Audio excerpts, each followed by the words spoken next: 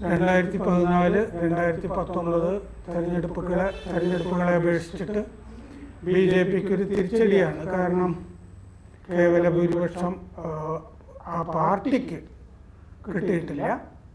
അപ്പോൾ ഉത്തർപ്രദേശിൽ മോദി മത്സരിക്കുന്ന ഉത്തർപ്രദേശിൽ ആ പാർട്ടിയുടെ പെർഫോമൻസ് വളരെ മോശമാണ്. ഈ സാഹചര്യത്തിൽ മോദി രാജിവെക്കണം എന്ന മുറവിളി ഇനി പ്രതിപക്ഷ പാർട്ടികളിൽ നിന്നൊക്കെ ഉയരാൻ സാധ്യതയുണ്ട്. ചില വിഭാഗം ബുദ്ധിജീവികളും അങ്ങനെ ഉയർത്തി എന്ന് വരാം. മോദി അങ്ങനെ രാജിവെക്കേണ്ട സാഹചര്യമുണ്ട് എന്ന് ടിജിക്ക് തോന്നുന്നുണ്ടോ? സാർ, ഒരു അബ്സല്യൂട്ട് സെൻസിലെടുത്താൽ സാർ പറയുന്നതിനകത്ത് ഒരു മെറിറ്റുണ്ട്. കാരണം ഈ തെരഞ്ഞെടുപ്പ് അതിൻ്റെ ഫൾക്രം ആയിട്ട് നിന്നത് മോദിയാണ്. അതിലെ മുദ്രാവാക്യം തന്നെ കോയിൻ ചെയ്തത് മോദിയുടെ ഗ്യാരണ്ടി, BJPയുടെ ഗ്യാരണ്ടി അല്ല, NDAയുടെ ഗ്യാരണ്ടി അല്ല, മോദിയുടെ ഗ്യാരണ്ടി. എല്ലാ ഉത്തരവാദിത്വവും എടുത്തുകൊണ്ടാണ് ആ മനുഷ്യൻ സ്വന്തം പേരിലാണ് ഗ്യാരണ്ടി കൊടുത്തത്. ആ ഗ്യാരണ്ടി വലിയ റിസ്ക്കാണ് എടുത്തത്. അത് ധാർഷ്ട്യമാണ് എന്ന് പലരും വ്യാഖ്യാനിച്ചെങ്കിലും ഞാനതിനെ കണ്ടത് ഉത്തരവാദിത്വം ഏറ്റെടുക്കുന്നു എന്നുള്ളതാണ്. കാരണം ഒരു കത്ത് കിട്ടാൻ താമസിച്ചു കഴിഞ്ഞാൽ അത് പോസ്റ്റൽ ഡിപ്പാർട്ട്മെൻറ്റിൻ്റെ കുറ്റമായിട്ടല്ല ആൾക്കാർ പറഞ്ഞത്, മോദിയുടെ കുറ്റമായിട്ടാണ്. നിർമ്മല സീതാരാമനെ ആരെങ്കിലും ചീത്ത പറയുന്ന സാറ് കേട്ടിട്ടുണ്ടോ? രാജ്നാഥ് സിംഗ്, അമിത് ഷാ, ഗഡ്കരി, ഇവരെ ഒന്നും ആരും കുറ്റം പറയാറില്ല, കളിയാക്കാറില്ല, ഒന്നുമില്ല. എന്ത് സംഭവിച്ചു കഴിഞ്ഞാലും റോഡിലെ മെറ്റൽ ഇറങ്ങി കഴിഞ്ഞാൽ മോദിയെ ചീത്ത പറഞ്ഞ് ബാനർ വയ്ക്കും. ഒടുവിൽ മോദി എന്ത് ചെയ്തു? എല്ലാ ഉത്തരവാദിത്തത്തിനും മോദിയുടെ ഗ്യാരണ്ടി, ഞാൻ ഗ്യാരണ്ടി. ഇത് തൃശ്ശൂർ സുരേഷ് ഗോപിയുടെ തെരഞ്ഞെടുപ്പിന് വന്നപ്പോൾ എത്ര തവണ പറഞ്ഞു മോദിയുടെ ഗ്യാരണ്ടി, എല്ലാ സ്കീമിനും ഞാൻ ഗ്യാരണ്ടി. അങ്ങനെ പറഞ്ഞ ഒരു മനുഷ്യൻ ഈ പറഞ്ഞ പെർഫോമൻസിനടുത്തെങ്ങും എത്തുന്നില്ല. അദ്ദേഹത്തിൻ്റെ ഗ്യാരണ്ടി ജനങ്ങൾ അംഗീകരിച്ചില്ല എന്നുള്ളതൊരു യാഥാർത്ഥ്യമാണ്. നമുക്ക് ഇപ്പോൾ NDAക്ക് ഭൂരിപക്ഷമില്ല, അതും കൂടെ ചേർന്നാൽ ഇങ്ങനെയല്ല അങ്ങനെയല്ല എന്നൊക്കെ പറഞ്ഞ് തർക്കിച്ചൊപ്പിക്കാം. അത് ശരിയുമാണ്, കണക്കൊക്കെ ശരിയാണ്. ബട്ട് ധാർമ്മികമായിട്ട് നോക്കിക്കഴിഞ്ഞാൽ അദ്ദേഹത്തിൻ്റെ പരാജയമാണ്. അദ്ദേഹം അത് ഏറ്റെടുക്കണം. വാരാണസിയിൽ അദ്ദേഹം ജയിച്ചു, പക്ഷേ 1.5 ലക്ഷം 1.25 ലക്ഷം ഭൂരിപക്ഷം ധാർമ്മികമായ ഒരു തോൽവിയാണ്. ഞാനിത് പറയാൻ കാര്യം എന്താണെന്ന് വെച്ചാൽ, കുറേ വർഷം മുമ്പ് മാർഗരറ്റ് താച്ചർ 3ാമതും പ്രധാനമന്ത്രിയായി ഇംഗ്ലണ്ടിൽ.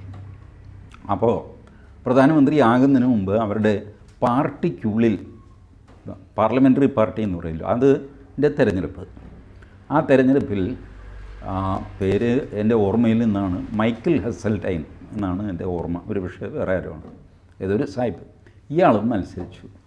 മാർഗരറ്റ് താച്ചറിന് 74 വോട്ട്, എതിരെ മത്സരിച്ച മൈക്കിൾ ഹെസൽടൈന് 72 വോട്ട്. മൈക്കിൾ പറഞ്ഞു മാർഗരറ്റ് ജയിച്ചിരിക്കുന്നു, മാർഗരറ്റ് തന്നെ 3ാമതും പ്രധാനമന്ത്രിയാകും. മാർഗരറ്റ് പറഞ്ഞു ഞാൻ 3ാമത് ജയിച്ചെങ്കിലും എനിക്ക് വെറും 2 വോട്ടിൻ്റെ ഭൂരിപക്ഷമേ ഉള്ളൂ, അത് പോരാ ഒരു പ്രധാനമന്ത്രി, ധാർമ്മികമായിട്ട് എൻ്റെ തോൽവിയാണ്, അതുകൊണ്ട് മൈക്കിളാവണം ഇത്തവണ. മൈക്കിളാവണമെന്ന് ഒരുപാട് പേര് ആഗ്രഹിച്ചു. അബദ്ധവശാൽ 2 പേര് കൂടുതൽ ഇപ്പുറത്തായിപ്പോയി. മൈക്കിൾ എന്ത് ചെയ്താൽ സമ്മതിക്കില്ല. അയാൾ പറഞ്ഞു ഒരു പ്രിൻസിപ്പിൾ നമ്മൾ വെച്ചാൽ പിന്നെ അത് ഫോളോ ചെയ്യണം, കൂടുതൽ വോട്ട് എടുക്കുന്ന ആൾ. അങ്ങനെയാണ് ഇവർ 3ാമതും മാർഗരറ്റ് താച്ചർ പ്രൈം മിനിസ്റ്റർ ആകുന്നത്. ആ ഒരു ജനാധിപത്യ ബോധം അല്ലെങ്കിൽ ധാർമ്മിക ബോധം ഇന്ത്യൻ പൊളിറ്റീഷ്യൻസിൽ നിന്ന് ഞാൻ പ്രതീക്ഷിക്കുന്നില്ല. പക്ഷേ ഇൻ പ്രിൻസിപ്പിൾ സാറ് പറഞ്ഞതിൽ മെറിറ്റ് ഉണ്ട് എന്നും ഞാൻ കരുതുന്നു.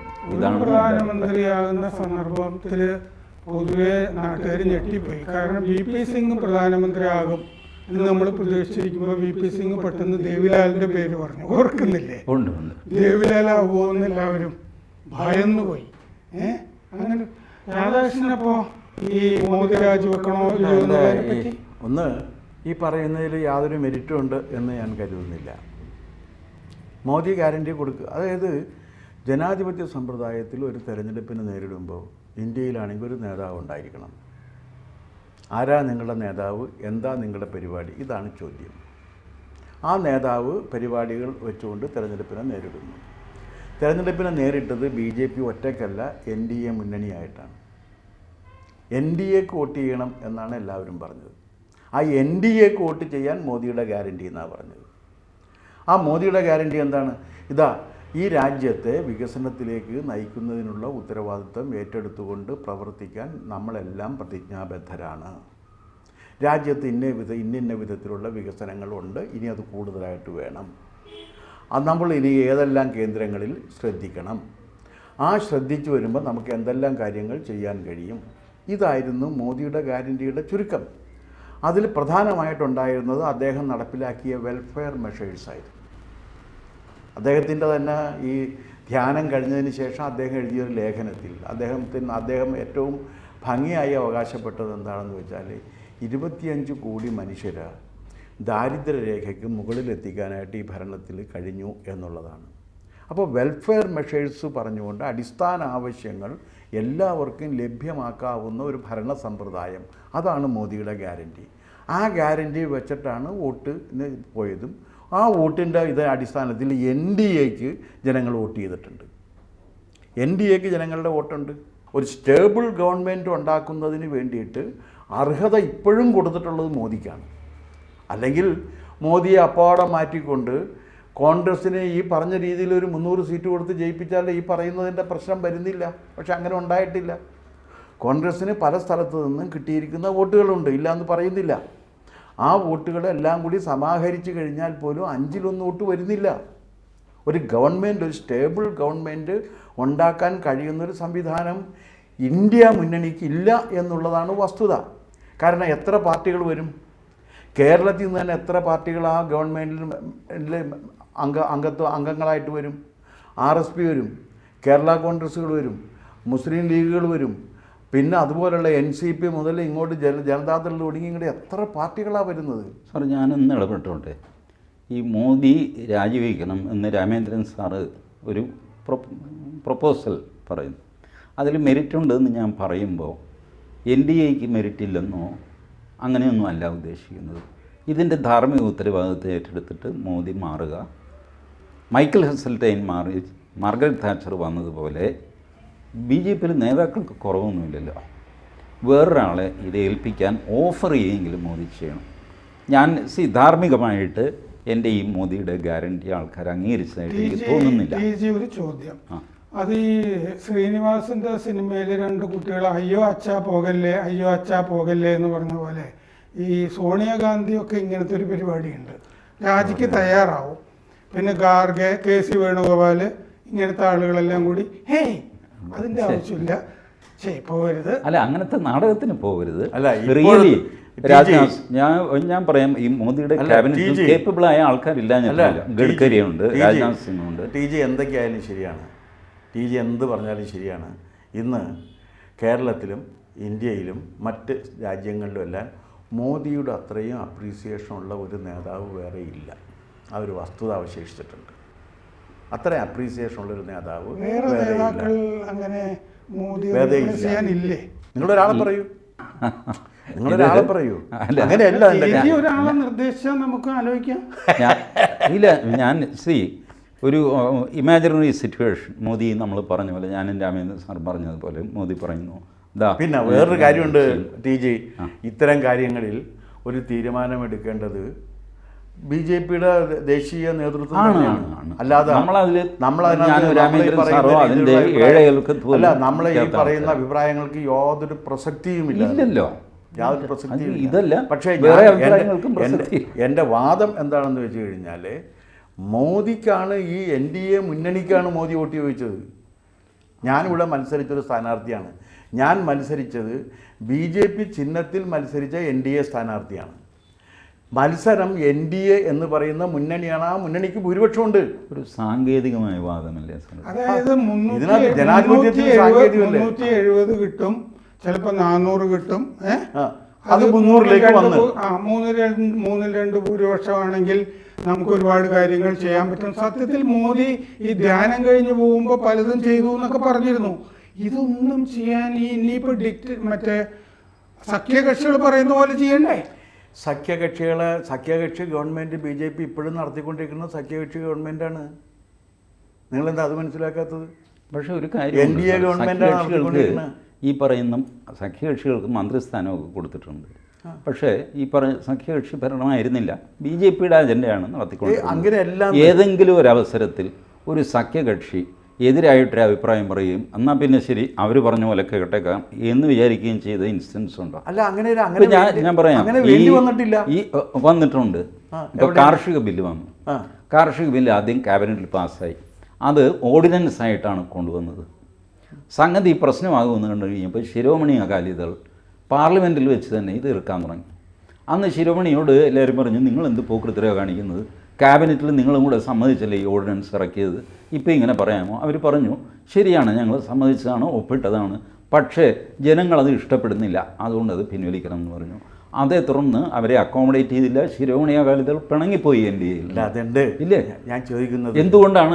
എന്നിട്ട് 1.5 വർഷം കഴിഞ്ഞപ്പോൾ ഇദ്ദേഹം തന്നെ കാർഷിക ബില്ല് പിൻവലിക്കുകയും എന്നാൽ പിന്നെ അന്ന് പിൻവലിച്ചില്ലെങ്കിൽ SID പോകാതെയെങ്കിലും ഇരുന്നേനെ. അല്ല, രാഷ്ട്രീയത്തിലെ ഘടകകക്ഷികളെ ഒരിക്കലും ഉൾക്കൊണ്ടിട്ടില്ല മോദി എന്നുള്ളത് യാഥാർത്ഥ്യമാണ്. അങ്ങനെ പറയുന്നതിൽ യാതൊരു, ഞാൻ മോദിയുടെ ഒരു അപ്രീഷിയേറ്റ് ചെയ്യുന്ന മനുഷ്യനല്ല. ബട്ട് നമ്മുടെ കണ്ണുകളുള്ള ഫാക്ട് ഇല്ല എന്ന് പറയാൻ. അപ്രീഷിയേറ്റ് ചെയ്യുന്നുണ്ടോ ഇല്ലയോ എന്നുള്ളതിനെ കുറിച്ചേ അല്ല ചർച്ച.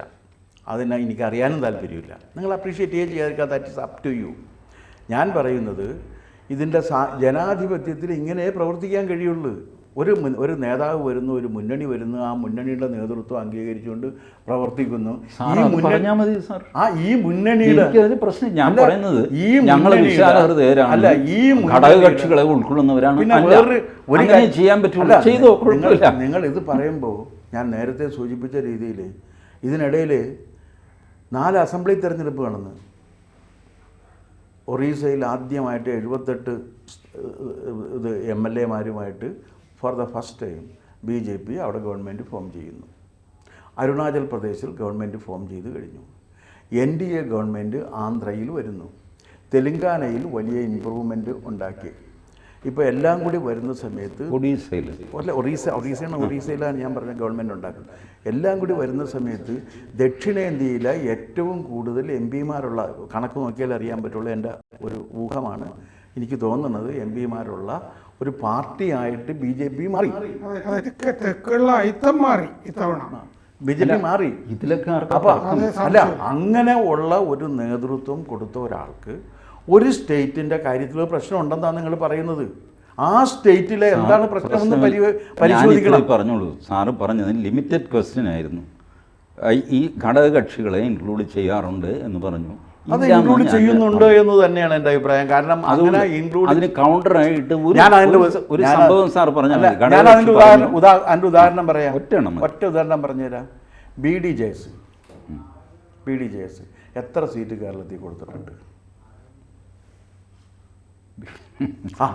നിങ്ങൾ ചിന്തിച്ചിട്ട് കാര്യമില്ല. ഞാൻ പറയുന്നത് BDJS ക്യാബിനറ്റിന്റെ ഭാഗമായിരുന്നു. അല്ല, ക്യാബിനറ്റിന്റെ ഭാഗമാണോ എന്നുള്ളതല്ല. BDJSന് ഭരണത്തിന്റെ അധികാരത്തിൽ പങ്കാളിത്തം കൊടുത്തിട്ടുണ്ട്. BDJSന്റെ പ്രതിനിധികൾക്ക് വിവിധ കോർപ്പറേഷനുകളും മറ്റും കൊടുത്തിട്ടുണ്ട്. BDJSനെ മത്സരിക്കുന്നതിന് വേണ്ടി എത്ര സീറ്റ് കൊടുത്ത്, കോട്ടയം കൊടുത്ത്, ഇടുക്കി കൊടുത്ത്. അല്ല, ഞാൻ TDP കാരണം സ്വന്തമായിട്ട് ഭൂരിപക്ഷം ഇല്ല BJPക്ക്. അപ്പോൾ എന്തെങ്കിലും ഒരു ഇഷ്യൂ വന്നാൽ ചന്ദ്രബാബു നായിഡു പറയുന്ന പോലെയോ മറ്റേ ആൾ പറയുന്ന പോലെയോ ഒരുപാട് സ്ഥാനങ്ങളിലേക്ക് പോലും, പദവികളിലേക്ക് പോലും വരാവുന്ന. അതിൻ്റെ പ്രാക്ടിക്കൽ ഡിഫിക്കൽറ്റി വരുന്ന സമയത്ത് അത് എന്ത് ചെയ്യണം എന്നുള്ള കാര്യം ഇത്രയും കാലം ഭരണത്തിലിരുന്ന് അവർക്ക് നമ്മേക്കാൾ ഭംഗിയായിട്ട് അറിയാമെന്ന് സമ്മതിക്കണം. പിന്നെ നിങ്ങളുടെ വാദം മുഴുവനും മാർഗരറ്റ് താച്ചർ ചെയ്തത് ഒരു മാതൃകാപരമായ പ്രവൃത്തിയാണ്, ആ രീതിയിൽ ചെയ്യണം എന്നാണ്. അങ്ങനെ ആ രീതിയിൽ ചെയ്യണോ വേണ്ടയോ എന്നുള്ളൊരു കാര്യം അങ്ങനെ വരുന്നേ ഇല്ല. ഒരു ഉദാഹരണം മാത്രമായിരുന്നു ഞാൻ പറഞ്ഞത്. അബ്സല്യൂട്ട് തലത്തിൽ നോക്കുമ്പോൾ രാമേന്ദ്രൻ സാറിൻ്റെ ഈ പ്രൊപ്പോസിഷനിൽ ഒരു മെരിറ്റുണ്ട്. ബട്ട് ഇന്ത്യൻ പൊളിറ്റിക്സിൽ അത് നടക്കും എന്ന് ജനാധിപത്യ സംവിധാനത്തിൽ അങ്ങനെ ഒരു തീരുമാനമെടുത്തിട്ട് പോകാൻ കഴിയില്ല. ഈ മുന്നണിക്ക് ഭൂരിപക്ഷം ഉണ്ട് എന്നുണ്ടെങ്കിൽ ആ ഭൂരിപക്ഷം കൊടുത്തിരിക്കുന്നത് മോദി എന്ന നേതാവ് പറഞ്ഞിരിക്കുന്നതിൻ്റെ അടിസ്ഥാനത്തിലാണ്. നിങ്ങൾ ആഗ്രഹിക്കുന്ന സോണിയാഗാന്ധിക്ക് പ്രധാനമന്ത്രിയാകാവുന്ന ഒരു അവസരത്തിൽ അവർ വേണ്ട എന്ന് വെച്ചിട്ട് മൻമോഹൻ സിംഗിനെ അതല്ല കാരണം.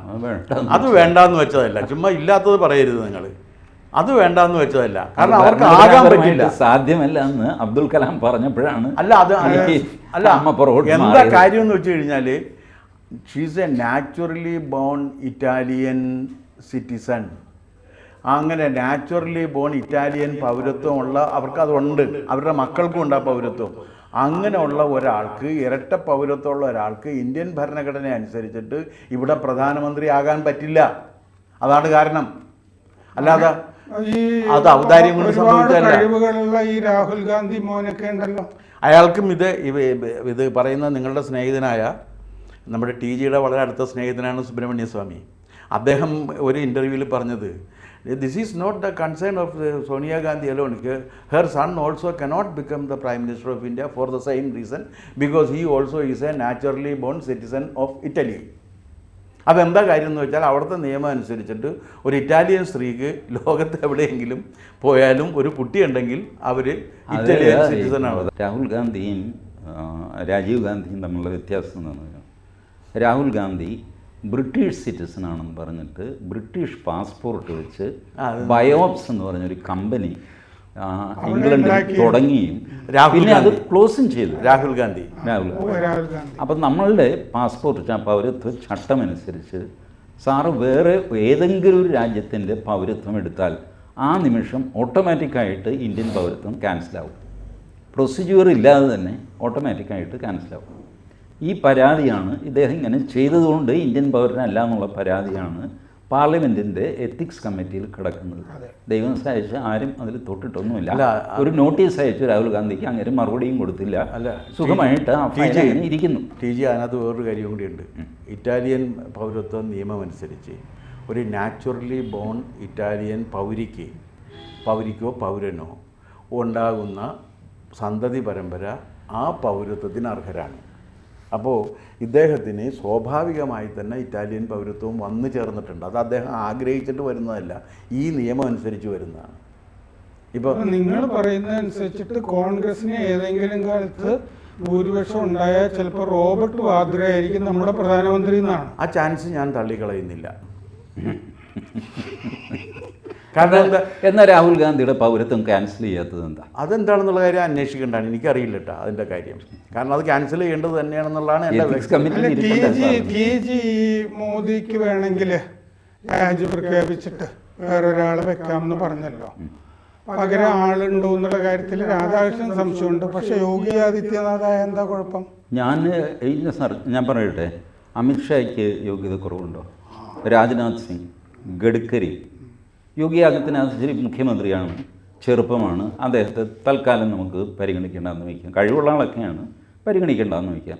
ഇദ്ദേഹത്തിൻ്റെ മന്ത്രിസഭയിൽ തന്നെ കഴിവുള്ള സീനിയറായിട്ടുള്ള വളരെ പ്ലസൻ്റായിട്ടുള്ള ജനങ്ങളുമായിട്ട് നല്ല ബന്ധമുള്ള എത്രയോ കാലമായിട്ട് സീനിയർ പദവികൾ വഹിച്ചിട്ടുള്ള പ്രാപ്തിയുള്ള ആൾക്കാരാണ് ഞാനീ പറഞ്ഞുകൊണ്ട്. അല്ല, ബി ജെ പി ആർക്കെങ്കിലും ഇത് ചെയ്യാവുന്ന ബി ജെ പിയിലെ കഴിവും പ്രാപ്തിയും തൻ്റെ ഇടവും കാര്യശേഷിയും ഉള്ള നേതാക്കളില്ല എന്നല്ല ഞാൻ പറഞ്ഞത്. അല്ല, ഇല്ലെന്നല്ല സാറ് ചോദിച്ചതിന് ഞാൻ മറുപടി പേരുകൾ പറയാൻ പറഞ്ഞപ്പോൾ ഞാൻ പറഞ്ഞു ഇല്ല എന്നല്ല ഞാൻ പറഞ്ഞത്. അത് ഞാൻ പറഞ്ഞത് സാറ് ഞാനൊരു കാര്യം പറയട്ടെ, ബി ജെ പിയിൽ കഴിവും തൻ്റെ ഇടവും പ്രാപ്തിയുള്ളവരൊക്കെ ഉണ്ടായിട്ടും ബി ജെ പിക്ക് പുറത്തുനിന്നാണ് ഒരുപാട് മന്ത്രിമാരും മോദി എടുത്തത്, ജയശങ്കർ അടക്കം, ഇല്ലേ? അപ്പോൾ അതുകൊണ്ട് ഈ ബി ജെ പിയിൽ പ്രാപ്തിയുള്ളവരെ മുഴുവൻ ആ രീതിയിലൊന്നും എടുത്തിട്ടില്ല. അത് തന്നെ ഒരു ഗവൺമെൻറ് നടത്തിക്കൊണ്ടു പോകുന്ന സന്ദർഭത്തിൽ ഇപ്പോൾ ഏറ്റവും പവർഫുള്ളായിട്ടുള്ള വളരെ ശക്തനായ വിദേശകാര്യ വകുപ്പ് മന്ത്രിയാണ് ജയശങ്കർ. അല്ലാന്ന് എനിക്ക് തർക്കമില്ല. ഞാൻ പറയുന്നത് ഒരു ബി ജെ പിക്കുള്ളിൽ ഉണ്ട് എന്നുള്ള ക്ലെയിം നിൽക്കുമ്പോൾ തന്നെ നിങ്ങൾ പുറത്തുനിന്ന് ആളെ എടുക്കുന്നുണ്ട്. ഒരു ചീഫ് എക്സിക്യൂട്ടീവ് വരുമ്പോൾ ആ ചീഫ് എക്സിക്യൂട്ടീവിന് ഈ കാര്യങ്ങൾ കൃത്യമായി നടത്താൻ കഴിയുന്നവരെ എടുത്ത് വെക്കേണ്ടി വരും. പിന്നെ ഒന്നത്. രണ്ടാമത്തെ കാര്യം എന്ന് വെച്ചാൽ ഓരോ ഘട്ടത്തിലെയും പ്രവർത്തനത്തിലൂടെ ബി ജെ പിയുടെ ബേസ് വർദ്ധിപ്പിക്കുകയാണ് മോദി ചെയ്തിട്ടുള്ളത്. ഓരോ ഘട്ടത്തിലും. ഇപ്പോൾ ഹിമന്ത് ബിശ്വശർമ്മ അദ്ദേഹത്തെ എടുത്തു വെച്ചു. അദ്ദേഹം is A very powerful person. അദ്ദേഹത്തെ വന്നു എടുത്തു വെച്ചു, മുഖ്യമന്ത്രിയാക്കി. ആസാമിൽ അതിൻ്റെ ഫലവും കണ്ടു. സാറേ, ഞാൻ പറയുന്നത് ഹിമന്ത ബിശ്വ ശർമ്മയും ജയശങ്കറും തമ്മിൽ വ്യത്യാസമുണ്ട്. ഹിമന്ത ബിശ്വ ശർമ്മ ഒരു പൊളിറ്റീഷ്യനാണ്, കോൺഗ്രസ് വിട്ട് ബി ജെ പിയിൽ വന്നു, പ്രാപ്തിയുള്ളവനാണ്, ശരി, അങ്ങേർക്ക് അർഹപ്പെട്ട അംഗീകാരം കൊടുത്തു. ഞാൻ പറയുന്നത് ഈ ബി ജെ പിക്കുള്ളിൽ കഴിവും പ്രാപ്തിയുമുള്ള ഒരുപാട് പേരുണ്ടെന്ന് സാർ പറഞ്ഞല്ലോ. ഈ ഒരുപാട് പേര് ഇരിക്കുമ്പോഴാണ് പുറത്തുനിന്ന് ആൾക്കാരെ എടുത്ത്. ജയശങ്കർ മാത്രമല്ല, എത്ര പേര് റിട്ടയർഡ് ബ്യൂറോക്രാറ്റ്സ്, എത്ര പേര് അത് വേണ്ടി വരുമെന്ന്. അവരൊന്നും തന്നെ ബി ജെ പിയിൽ ചേർന്നവർ പോലും അല്ല, ഇപ്പോഴും ബി ജെ പി മെമ്പേഴ്സും അല്ല. അങ്ങനെയുള്ളവരെ എടുത്തിട്ട് അപ്പൊ അകത്ത് പ്രാപ്തിയുള്ളവർ കുറവാണെന്നല്ലേ? അതിനേക്കാൾ പ്രാപ്തിയുള്ളവർ പുറത്താണെന്നല്ലേ? അല്ല, അകത്ത് പ്രാപ്തിയുള്ളവരുണ്ടെങ്കിലും പുറത്തുള്ളവർ കൂടി അക്കോമഡേഷൻ കൊടുക്കുന്ന ഒരു രീതി ഉണ്ട്. അത് ജനാധിപത്യ സമ്പ്രദായത്തിൽ അതുണ്ടല്ലോ. അല്ലാതെ എല്ലാം പാർട്ടിക്ക് തന്നെ കൊടുക്കാൻ എന്താ മാർക്സിസ്റ്റ് പാർട്ടിയാണെന്നാ ഇത്? എല്ലാം പാർട്ടിക്ക് തന്നെ കൊടുക്കാൻ. അതും പിണറായി വിജയൻ എന്തെല്ലാം ദോഷങ്ങളുണ്ടെങ്കിൽ ഇദ്ദേഹം അംഗീകരിക്കില്ലെങ്കിലും പിണറായി വിജയൻ പലരെയും അങ്ങനെ വ്യാഖ്യാനിക്കരുത്. അത് ഈ പാർട്ടിക്കുള്ളിൽ ഒരുപാട്, ഞാൻ ഈ ഗഡ്കരിയുടെയും രാജ്നാഥ് സിംഗിൻ്റെയും അമിത്ഷായുടെയൊക്കെ പേര് പറഞ്ഞു കഴിഞ്ഞപ്പോൾ സാർ പറഞ്ഞത് എന്താ, പാർട്ടിക്കുള്ളിൽ ധാരാളം പേരുണ്ടെന്ന് പറഞ്ഞ് ജനറലൈസ് ചെയ്തു. ആ ജനറലൈസേഷൻ ശരിയല്ല എന്ന് ഞാൻ പറഞ്ഞു. സത്യമാണ്. അതെ, അവരൊക്കെ ഇരിക്കുമ്പോൾ പുറത്തുനിന്ന് ആളെ എടുത്ത് അതാണ് ഞാൻ അതിനർത്ഥം എന്താ, ഇതിലും മിടുക്കന്മാർ പുറത്തുള്ളവരാണെന്നാണ്. അല്ലല്ല, അങ്ങനെ അതിനർത്ഥമില്ല. എന്നാൽ പിന്നെ ഈ മിടുക്കന്മാരെ വെക്കണ്ടേ? അല്ലല്ല, അതിനർത്ഥമില്ല. ഒരാളെ എങ്ങനെയാണ് അതിൻ്റെ സംഗതികൾ ചെയ്യേണ്ടത് എന്നുള്ള കാര്യത്തിന് തീരുമാനിക്കുന്ന സമയത്ത് അത്തരത്തിലുള്ളൊരു പദവിയിലിരുന്ന്, ഒരു എക്സിക്യൂട്ടീവിൻ്റെ പദവിയിലിരുന്ന് ഒരു തീരുമാനം എടുക്കുമ്പോൾ ഇത്തരം 100 കാര്യങ്ങൾ എടുത്തിട്ടേ തീരുമാനിക്കാൻ പറ്റുള്ളൂ. അല്ലാതെ നമുക്ക് നമ്മുടെ സംഗതി തന്നെ ഉണ്ട്, എനിക്കും എന്താണ് ഞാനും പിന്നെ 30 പേരും എന്ന് പറയുന്ന രീതിയിൽ തീരുമാനമെടുക്കാൻ സാധ്യമല്ല. അത് ജനാധിപത്യ സമ്പ്രദായത്തിൽ നിന്നല്ല. അത്യാവശ്യം ചില എക്സിക്യൂട്ടീവ് പദവികൾ ചെറിയ രീതിയിൽ വഹിച്ചിട്ടുള്ള ഒരാൾ എന്ന നിലയ്ക്ക് ഞാൻ പറയുന്നത് എന്താ വെച്ചാൽ എൻ്റെ അനുഭവം കൂടി വെച്ചിട്ടാണ്.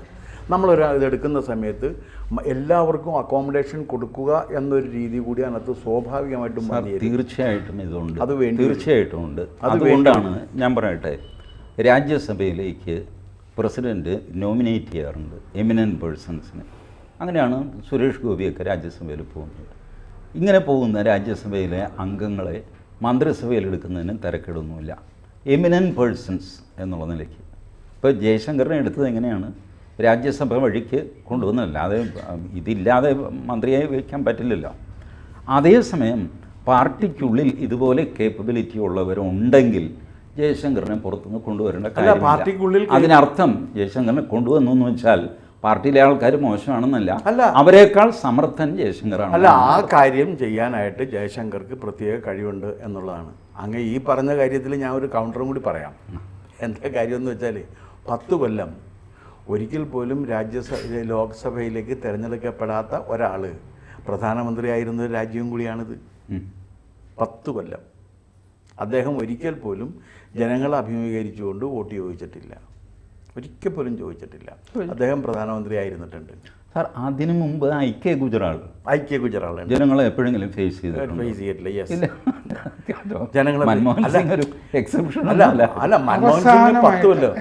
അവസാനമായിട്ട് ഇപ്പോൾ ഈ മോദി ഈ ധാർമ്മിക ഉത്തരവാദിത്വമൊക്കെ എടുത്ത് രാജിവെച്ചിരുന്നെങ്കിൽ അദ്ദേഹത്തിന് സമൂഹത്തിൽ മതിപ്പ് കൂടില്ലായിരുന്നോ ടി ജി എന്ന് ഞാൻ കരുതുന്നില്ല സാർ. കാരണം എങ്കിൽ പിന്നെ രാജിവെക്കേണ്ടതില്ല. അല്ല, അതുകൊണ്ടാണ് ഞാൻ പറഞ്ഞത് അബ്സല്യൂട്ട് തലത്തിൽ ഉള്ള കാര്യത്തിലാണ് ഞാൻ പറഞ്ഞത്. കാരണം ഇത് ജനങ്ങളുടെ ഇടയിൽ അക്സെപ്റ്റൻസ് ഉള്ള ഒരു പ്രവൃത്തിയൊന്നുമല്ല. അതുകൊണ്ടാണ് യോഗി സന്യാസി എന്നൊക്കെ പറയുന്നവർക്ക് അക്സെപ്റ്റൻസ് വളരെ കുറവാണ്. അവരുടെ ശിഷ്യന്മാരെ നോക്കിക്കഴിഞ്ഞാൽ 5 8 10 പേരെ കാണുള്ളൂ. ഒരു 10 സെൻറ്റ് സ്ഥലത്ത് ആശ്രമം എന്നൊക്കെ പറഞ്ഞ് അങ്ങനെ ഇരിക്കും. He is not popular, he cannot become popular. അപ്പോൾ അതുകൊണ്ട് മോദി ഈ പറഞ്ഞ പോലെ ചെയ്തു കഴിഞ്ഞാൽ അദ്ദേഹത്തെ പറ്റിയുള്ള മതിപ്പ് വർദ്ധിക്കാൻ സാധ്യതയില്ല. കാരണം കാലം മാറി. ഇപ്പം ത്യജിക്കുന്നവൻ മണ്ടനെന്നാണ് അറിയപ്പെടുന്നത്. ഇപ്പോൾ എനിക്കൊന്നും വേണ്ട എന്ന് രാധാകൃഷ്ണൻ സാറ് പറയുകയാണെന്ന് വെച്ചോ, അങ്ങേർക്ക് വട്ടായി കേട്ടോ എന്ന് നമ്മൾ തമ്മിൽ പറയും. ഇതാണ് അവസ്ഥ. അങ്ങനെയാണെങ്കിൽ ഒരു കാരണവശാലും മോദി രാജിവെക്കരുത്. ഇതാണ് നമ്മുടെ ചർച്ചയുടെ നിഗമനം. അല്ല, അത് അദ്ദേഹം വെക്കാനും പോകുന്നില്ല. കാരണം സാറ് പറഞ്ഞ ബേസിക് പോയിന്റ് ഉണ്ടല്ലോ, NDAക്ക് ഭൂരിപക്ഷം ഉണ്ടല്ലോ, പിന്നെ ഈ രാജ്യങ്ങളൊന്നും പ്രശ്നം വരുന്നില്ല. പക്ഷേ തനിച്ച് ഭൂരിപക്ഷം ഇല്ല എന്നുള്ള പോയിന്റിലാണ് ഈ എത്തിക്സിൻ്റെയൊക്കെ പ്രശ്നം നമുക്ക് സാങ്കല്പികമായിട്ട് ചർച്ച ചെയ്യാം.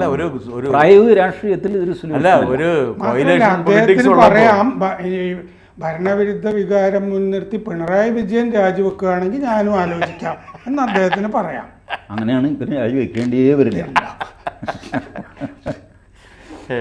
അല്ല, അങ്ങനെയാണെങ്കിൽ ഈ തോറ്റിരിക്കുന്ന സംസ്ഥാനങ്ങളിലുള്ള ഇതുവരൊക്കെ ഉണ്ടല്ലോ മുഖ്യമന്ത്രിമാർ എല്ലാവരും രാജിവെക്കേണ്ടി വരില്ലേ? അത് ഒന്നും നടക്കുന്ന കാര്യമില്ല. സത്യം പറഞ്ഞാൽ വെക്കേണ്ടതൊക്കെയാണ് സാർ. അങ്ങനെയൊക്കെയാണ് നമ്മുടെ രാഷ്ട്രീയത്തിൽ അങ്ങനെയൊന്നും ഇല്ലാന്ന് കുറേ അധികം പേര്.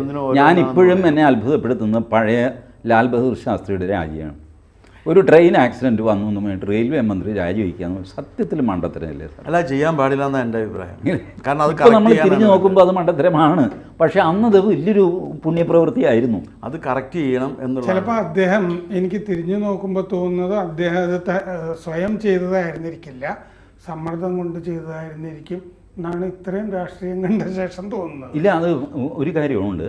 അതിനു മുമ്പ് നടന്ന ഒരു അപകടം, ഇതിൽ കൂടുതൽ പേര് മരിച്ച അപകടം, അതിലും ശാസ്ത്രി രാജിവെച്ചു. നെഹ്റു അക്സെപ്റ്റ് ചെയ്തില്ല. അത് പൊളിറ്റിക്കൽ മൊറാലിറ്റി അല്ല എന്ന് പറഞ്ഞു നെഹ്റു. പിന്നെ രണ്ടാമതും രാജിവെച്ച് കഴിഞ്ഞപ്പോൾ നെഹ്റു ഇതങ്ങ് മേടിച്ചിട്ട് പറഞ്ഞു, ഇപ്പോൾ ഇതാണ് പൊളിറ്റിക്കൽ മൊറാലിറ്റി. ചൈന യുദ്ധത്തിൽ, കാരണം it was convenient for him. നെഹ്റുവിന് സൗകര്യമായിരുന്നു. ചൈന യുദ്ധത്തിൽ തോറ്റപ്പോൾ നെഹ്റുവിന് ഈ കക്ഷി പുറത്ത് പോയാൽ മതി എന്നുള്ള സ്ഥിതി എത്തിയിരുന്നു. അപ്പോൾ പുള്ളി അതാണ് പൊളിറ്റിക്കൽ മൊറാലിറ്റി എന്ന് പറഞ്ഞിട്ട് പുറത്താക്കി. ശരി. കൂടുതൽ വാർത്തകളും വിശേഷങ്ങളും നിങ്ങളിലേക്ക് എത്താൻ ABC മലയാളം സബ്സ്ക്രൈബ് ചെയ്യുക, ബെൽ ബട്ടണും അമർത്തുക.